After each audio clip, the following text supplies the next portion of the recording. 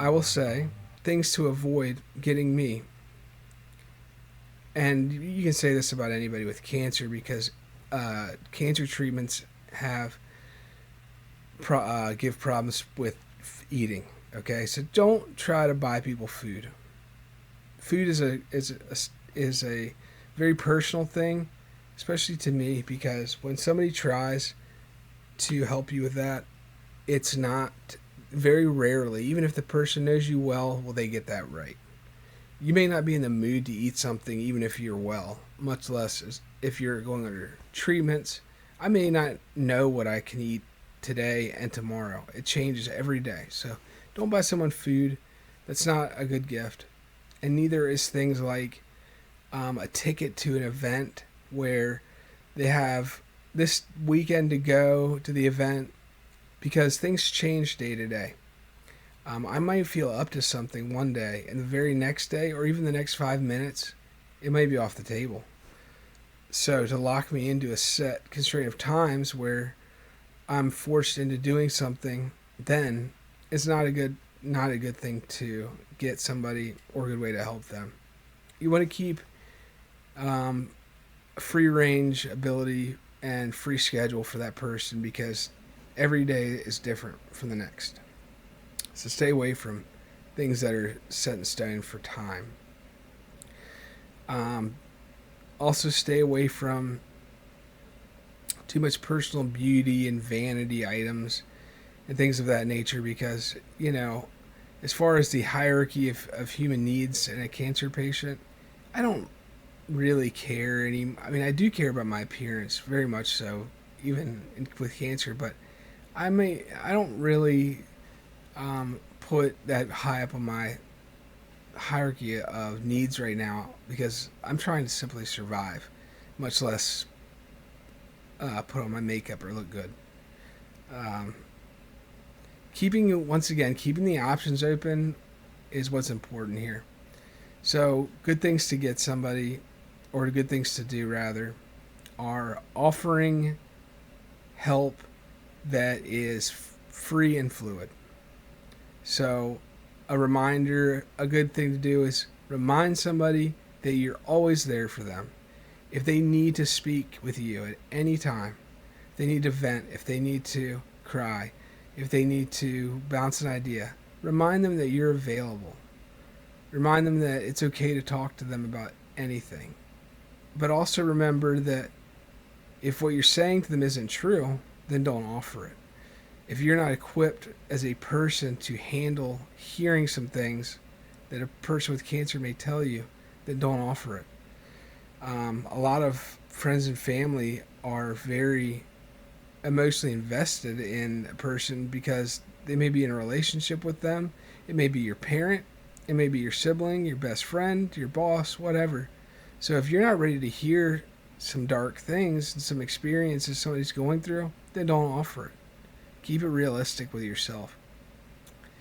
Another great thing to give somebody with cancer is the freedom of money, because that kind of puts the ball in the person's court with what they need to do. They have the ability to use it however they want. Now, everything in moderation, though, because if you give somebody a pile of money with cancer, they could get reckless with that. They may not have a good gauge of when to have pullback and say, I need to have restraint right now, but keep it realistic too. Um, a person with cancer wants to live their full and best life. So give them some rope, but don't give them enough to hang themselves, if you understand the balance. Renegotiating, don't do that. That is the worst. That leads to more hopelessness and feelings of uncertainty. So stay away from that. This is also an evolving topic for me because I'm still educating myself in resources available. There are a lot of government programs to help those with cancer out. Is supplemental Social Security income insurance, which I've applied for, and there's also an expedited rate which I can start getting help from the government monetarily speaking. Now, this is still a process, no matter what anybody says, because it takes months. Typically, disability decision takes 9 months, unavoidably. There is, however, a list of conditions where you are have an expedited acceptance rate, and esophageal cancer is on that list. I just found this out because a very kind individual, being a lawyer friend, gave me this list, and I found out that it was on there. And there's another set of processes I can go through to expedite things. It doesn't change the immediate need for money, or nor will it ever, because some people are waiting just to survive and feed their children. Okay, that list is not only full of cancer patients; it's got everything from war veterans to somebody who got in a car accident to tragedy of things that are sudden. Disability is crazy, man. I mean, it's not just limited to cancer. So, any assistance, be it just emotional assistance or financial assistance, is good to outsource and keep many streams of revenue in, which is one reason why I've created the GoFundMe and trying to be as self-sufficient as possible, because while you should be using these resources, you need to keep as many of them open to you as possible. That increases the chance of something coming to fruition and actually working out. The rest of it, I'm going to get into as I know it in practice and for certain. So more research is needed at this time for me. But look into those things. Now, one thing I do know a little bit more about is alternate treatments, and looking into studies to have, especially a rare type of cancer, get a special assistance with it. So I was recently accepted into UVA Charlottesville's esophageal cancer research program, which is a very esteemed honor. They don't just take anybody. It's one of the top cancer facilities in the world. I think it's number 19th in the country. It's not the Mayo Clinic, but it's up there, especially in Virginia. Now, I have elected to not start this program until my treatments and my diagnosis and procedures have gotten a little bit more stable here, because I really haven't given the Brock Cancer Center, another fantastic treatment facility, enough of a chance to start and fully complete what they've begun already, because of complications with the immuno. They were bold enough to do those. The immunotherapy is not traditional, so they took the forefront in doing those things in the first place. That was a great sign to me, and a reason that I didn't more actively pursue alternative treatments. When they hit a wall and say, we don't know what to do anymore, that's really when I would aggressively start looking into research and alternate treatments. I have that to look forward to as well. Those are all positive things. The average view time, I think, for these is something like 80% of my views have been through the whole video, and that is flattering. It's also